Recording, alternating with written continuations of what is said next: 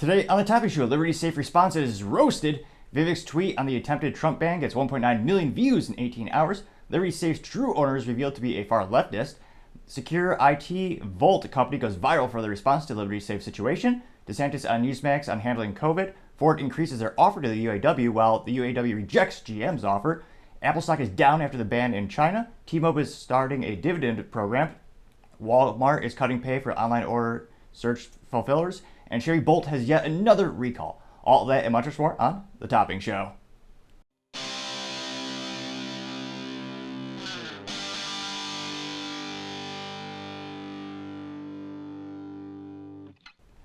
Thank you everyone for taking the time to tune in today. Today's episode of The Topping Show is sponsored by Topping Technologies. Topping Technologies is an IT value-added reseller and services company with a special proficiency in IT security. Heck, I see their founder released twice a day. Guys say he's quite handsome and brilliant. He's me, that's a joke. If you're an IT leader or business owner, need a little assistance, you can reach the team at sales@toppingtechnologies.com. Also, we're trying to get to 4,000 subscribers by the end of September, so if you click that button, I would greatly appreciate it. Now, going over to the business part of the podcast, you have Ford increasing their offer to the United Auto Workers in a perhaps futile attempt to avoid a perhaps inevitable strike. Now, this is a massive renegotiation that happens every couple of years with the United Auto Workers with the big three. The big three being the traditional Ford, General Motors, as well as Chrysler. Granted, Chrysler is now owned by a foreign company in Europe. Now, parent company is called Stellantis. Now, Ford has some of the highest percentage of workers in the United States. GM and Stellantis, in order to remain competitive, they have subsequently put more and more factories in Mexico and other countries where they're much more favorable for business to give them a better ROI. Now, Ford came to the table actually a couple weeks ago, and they initially proposed a 5% general wage increase for the first year, which I wish most Americans do not get that kind of a raise. A 3% performance bump, which I don't think the UAW is going to want to go for because they usually reward tenure more than performance. A 4% general wage increase for the third year.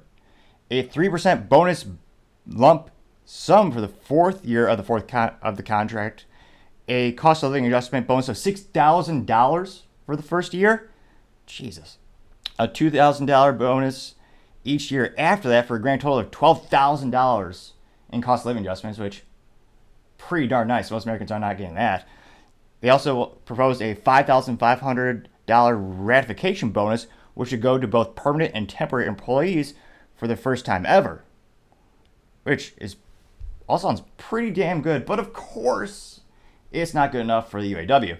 Now you have UAW president Mr. Sean Fain, who, of course, interesting enough, I looked at their YouTube, I looked at their YouTube profile. Can't help but notice they disable the comments on all of their videos, almost as if they're afraid to have a conversation or someone to critique their high, audacious demands, perhaps. Say what you want about my opinions, but at least always keep the comment section open to get more feedback. Even though I might not agree with everything people say in the comments, always appreciate their perspective and makes the show a little bit better, I feel.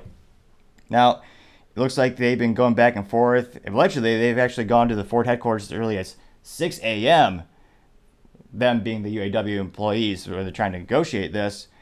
And it will be interesting to see Ford, in terms of, Ford's relationship with the UAW, they do have one of the better ones. I mean, it's a small sample size of 3 companies, but this is with their Ford communications manager, Mr. Mark Turby. And he said, quote, "Ford has bet on UAW more than any other company. That's just a fact. That's our values as an American company. We do things the right way, so we will work around the clock to try to reach a deal for our employees who deserve a good quality of life, but also allow Ford to invest and grow." Unquote. Now that second part's kind of key because Ford is in a all the big three, most automotive companies are in a very precarious situation where part of the company's doing good, but overall, not so great. So Ford actually divided the company, interestingly enough, into 3 business units. You have Ford Blue, which is the good Ford, the one that makes money. The one that makes a good old-fashioned F-150. The one that makes a Ford Mustang with the 3 pedals, manual transmission as every car should. The traditional internal combustion engine line. Now that business unit is doing phenomenal. That's what's paying for everything else. So that business is highly profitable. Then you have Ford Commercial, which is all for the commercial grade, of course, larger than life trucks used for commercial usage. And then the third group is the Ford E group, which is for their EVs, appropriately named. And that's where they're dramatically losing money on everything they sell. Now, granted, long term, Like Tesla, I'm sure it'll make a profit, perhaps, but right now they're losing a lot of money on every single vehicle they sell. Now, interestingly enough, it looks like they've offered them choice come with a. Looks like their labor cost is actually $1 billion more than GM and Stellantis. So I was going to say that is pretty dang good already. Of course, that's just the historicals. And they also launching plans to reinvigorate their factories. And I mean, Ford, this is from the 2019 negotiation. They talked about, what have we done for y'all? And they noted how Ford has exceeded job and investment commitments made in the last 3 UAW contracts, creating or retaining more than 5,600 additional UAW represented jobs. Beyond the 8,500 committed and invested $1.4 billion into UAW represented facilities beyond the $6 billion committed in 2019 contract. Ford is the lowest percentage of temporary workers in the U.S. automakers, with 3% or about 1,700 converted to nearly 14,200 temporary employees to permanent roles in 2019 ahead of schedule. They also, Ford actually provides benefits from day one for all hourly employees, including temporary employees. That's unprecedentedly good. Some of the most highest costs in the United States when it comes to labor and the whole balance of hourly wages versus their additional benefits in terms of dental health care, that can sometimes be ridiculously expensive for a myriad of reasons. And it'll be interesting to see, because it is days away, will they accept it or will they go on strike?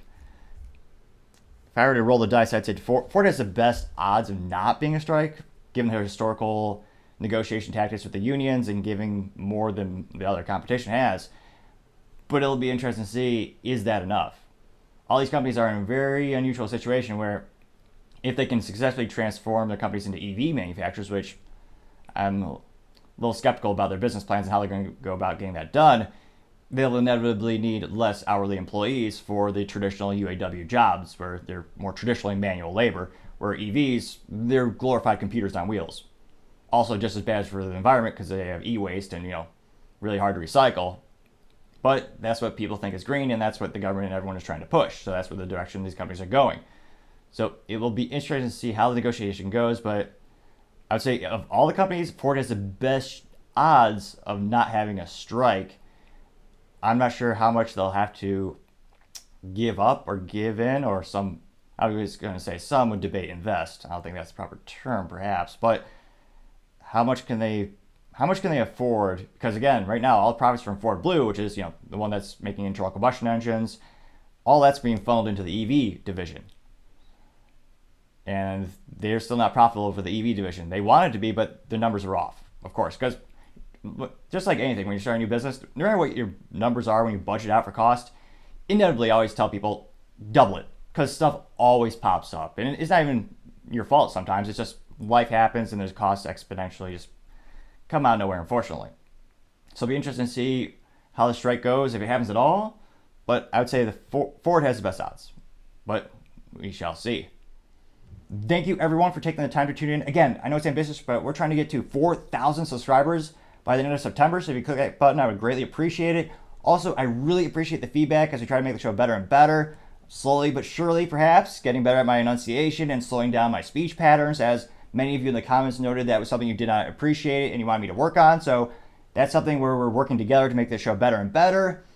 Also, don't forget to tell your family, tell your friends, tell your coworkers, heck, tell your enemies, tell anyone and everyone.